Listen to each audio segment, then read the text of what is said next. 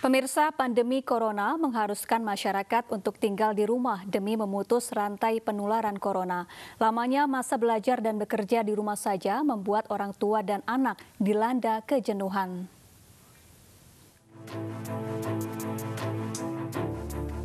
Hampir 3 bulan lamanya masyarakat Jabodetabek harus bekerja dan belajar dari rumah. Hal ini sebagai bentuk upaya memutus rantai penularan virus corona. Sejumlah penyesuaian dilakukan untuk bisa bertahan di tengah pandemi yang belum diketahui kapan akan berakhir. Bagi orang tua, pandemi corona sangat terasa dampaknya. Dari survei yang dilakukan Save the Children, 72% orang tua terdampak dari segi penghasilan yang berkurang. Bahkan 32% harus kehilangan pekerjaan. Rasa jenuh dialami oleh 18% responden orang tua. Tak hanya orang tua, anak-anak juga terdampak oleh pandemi corona. Sejak diharuskan belajar di rumah, 72% anak mengalami kejenuhan. 19% responden anak mengaku sulit berkonsentrasi. 10% anak mengaku stres dan 9 anak-anak merasa kesepian selama di rumah. Sistem belajar di rumah juga dirasa kurang optimal. Hal ini dipicu karena minimnya waktu orang tua untuk mendampingi anak saat belajar, minimnya media ajar, hingga orang tua yang kesulitan menyesuaikan bahan ajar dengan yang digunakan pihak sekolah. Namun tampaknya orang tua dan anak harus bersabar lebih lama. Tingginya peningkatan pasien positif corona membuat pemerintah harus mempertimbangkan untuk memperpanjang masa belajar di rumah. Tim Liputan iNews melaporkan. Pemirsa, sejak pandemi corona terjadi di Indonesia, sekolah diliburkan. Sudah hampir 3 bulan, anak-anak sekolah di rumah secara online. Selama 3 bulan ini, orang tua berubah fungsi menjadi guru sekaligus orang tua.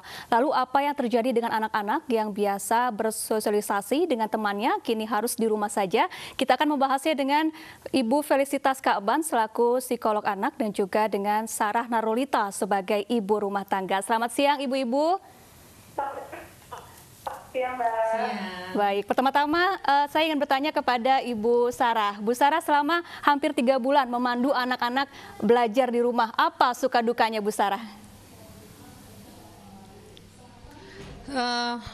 Banyak ya, terlebih sih kalau biasanya kan kalau misalnya di sekolah kan pembelajaran kan kayak lebih serius ya gitu, tertata gitu. Tapi ketika di rumah biasanya sih disiplinnya lebih berkurang ya jadinya ya, karena ngerasakan yang ngawasin ibunya sendiri gitu. Awal-awal itu emang effortnya tuh lebih besar ya, kayak anak-anak itu kan nggak terbiasa dengan gadget. Jadi ketika mereka harus sekolah dari rumah gitu, kita tuh mulai memperkenalkan tuh mulai dari Zoom-nya, belajar lewat aplikasi Zoom gitu, terus dibikinin grup WhatsApp gitu. Itu sih awal-awal tuh penyesuaiannya itu emang lumayan berat ya gitu. Biasanya tuh anak-anak tuh ngeluh karena ngetiknya tuh lama gitu. Kalau misalnya ada tugas tuh ngetiknya lama gitu. Tapi setelah 3 minggu tuh udah mulai normal sih gitu. Sekarang juga mereka belajarnya udah nggak ada masalah lagi gitu. Cuman kalau untuk efektif ya pasti lebih efektif di sekolah sih daripada di rumah. Baik, Bu Sarah, setelah 3 bulan anak-anak Anda belajar di rumah, apakah sudah mengeluh bosan?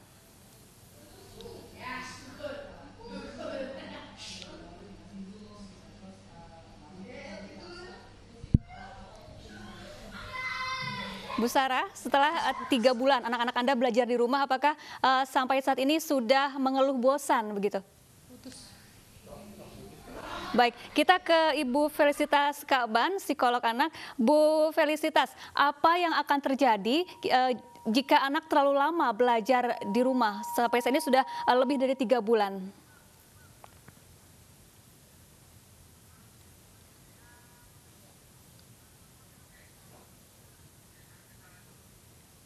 Bu Felicitas.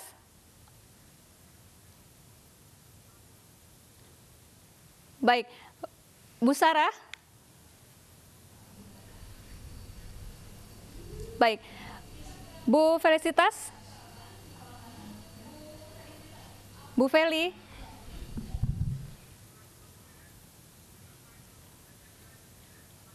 Baik.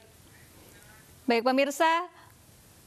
Baik, pemirsa, tampaknya kami mengalami gangguan komunikasi dan nanti kami akan melanjutkan kembali dialog ini. Pemirsa, kita ke informasi selanjutnya. Bagi para orang tua, waspadalah karena virus corona kini mengintai buah hati tercinta.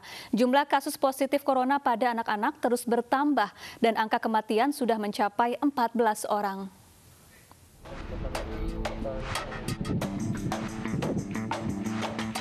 Sebuah momen mengharukan viral di media sosial saat petugas medis menggunakan alat pelindung diri atau APD menjemput seorang balita berinisial NR di Palembang, Sumatera Selatan yang terpapar virus COVID-19. NR, bocah perempuan berusia 2 tahun ini tidak menunjukkan reaksi penolakan serta tidak menangis saat digendong petugas dari Rumah Sakit Pelabuhan Palembang. Informasi sementara, kedua orang tua NR juga diduga terinfeksi COVID-19.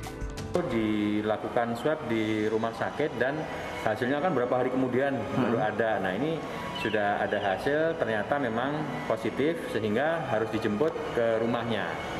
Gitu. Nah, dasar itulah dari Dinkes Kesehatan Kota ini menjemput pasien tersebut untuk dilakukan perawatan di rumah sakit. Kasus positif corona pada anak terus bertambah. Ikatan Dokter Anak Indonesia atau IDAI merilis data bahwa saat ini tercatat 3.324 anak menjadi PDP corona. 129 diantaranya meninggal dunia. Sementara 584 anak tercatat positif corona dan 14 pasien anak meninggal akibat corona. Rentang usia 0 hingga 14 tahun juga rentan terhadap penularan corona.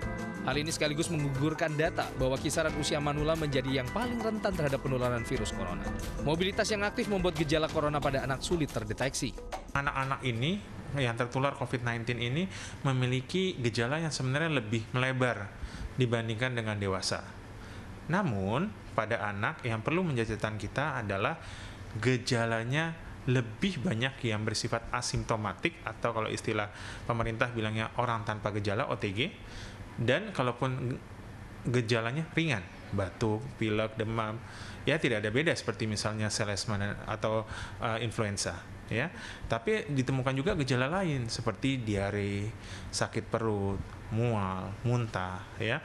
Bahkan penelitian terbaru atau laporan terbaru itu mengatakan ada gejala seperti penyakit Kawasaki. Gitu. Jadi memang lebih lebar walaupun lebih ringan. Berakhirnya PSBB di sejumlah daerah membuka peluang kegiatan belajar mengajar di sekolah kembali berlangsung. Kondisi ini membuat orang tua dan guru harus ekstra waspada untuk mengawasi aktivitas anak agar terhindar dari risiko penularan COVID-19. Tentunya protokol kesehatan dan budaya cuci tangan, mengenakan masker, dan membatasi kontak langsung harus terus dilakukan untuk memutus rantai penularan corona pada anak. Tim Liputan iNews melaporkan.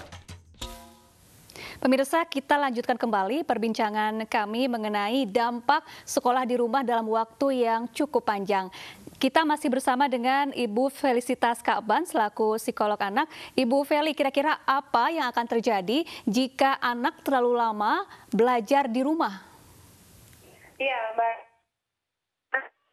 Memang sukanya di rumah, mungkin mereka akan suratnya berangkat pergi ke sekolah gitu. Tapi kita perlu tahu juga bahwa sekolah formal itu melatih anak untuk lebih disiplin, untuk lebih taat peraturan. Jadi dampaknya ke anak kalau sudah terlalu lama belajar di rumah, mereka butuh adaptasi lagi yang lebih supaya untuk bisa masuk ke sekolah lagi nanti di tahun ajaran baru, Mbak Eva. Soal kedisiplinan, banyak juga para orang tua yang mengeluhkan bahwa sekolah di rumah ini mengurangi rasa atau perilaku disiplin anak di dalam rumah saat belajar bersama orang tua. Kira-kira apa yang harus dilakukan oleh para orang tua?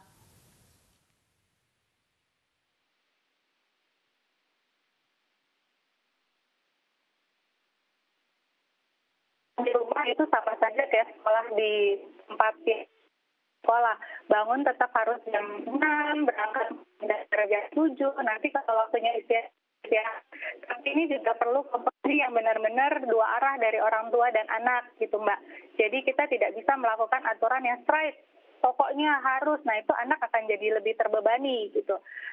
Terlebih lagi orang tua kan juga punya urusan untuk ngurus rumah. Jadi memang dealing ini memang sangat perlu antara orang tua dan anak, Mbak Syafa. Baik, kita ke Bu Sarah, salah satu orang tua murid. Bu Sarah, setelah lebih dari 3 bulan anak Anda sekolah dari rumah, apa saja yang pernah dikeluhkan kepada Anda? Yang pertama sih yang paling dikeluhkan itu kangen ya sama teman-teman sekelas gitu. Biasa kan, apalagi sejak penetapan sekolah di rumah itu kan mereka otomatis kan anak-anak ini nggak pernah keluar rumah ya gitu, apalagi dengan adanya PSBB gitu. Jadi anak-anak ini cuma ada di rumah, belajar juga di rumah. Yang paling sering banget dikeluhkan sih sama mereka ya kangen, pengen ketemu sama teman-temannya, pengen main lagi. Kadang-kadang masih suka tuh ngajakin ke rumah temen sekelasnya, Kak, bisa nggak ya ke tempat ke rumah temennya gitu ya, masih suka kayak gitu sih. Cuman lama-lama makin kesini sih si anak-anak ini kayak makin pinter sendiri sih. Mereka kadang-kadang tuh suka ada grup video call gitu, melepas kangennya itu dengan cara-cara itu sih gitu. Yang paling itu yang paling dikangenin ya sama anak-anak gitu. Yang keduanya ya biasanya ya belajar ya dengan gurunya. Katanya kalau dengan guru ya lebih mudah dipahami gitu, karena kalau sama ibu kan biasanya mungkin kayak ada rasa takut gitu kan. Kalau ibu kan kayak cenderung lebih perfeksionis ya gitu sih. Baik, Ibu Feli, kira-kira apa bekal psikologis yang bisa diberikan kepada anak-anak selama sekolah di rumah dan untuk menyambut kembali new normal di mana nantinya anak-anak akan kembali bersekolah di sekolah mereka? Ya, baiknya Pak, anak-anak itu pintar sekali saat kita sudah memberikan informasi yang benar gitu. Jadi kita kasih tahu saat ini memang karena ada pandemi, ada virus, kita sekolahnya di rumah, tapi nanti kita akan ke sekolah lagi. Infokan ke anak kalau memang sudah ada jadwal gitu. Jadi misalnya 2 minggu lagi kita masuk sekolah ya nak, dan itu bikin suasana yang happy, yeay.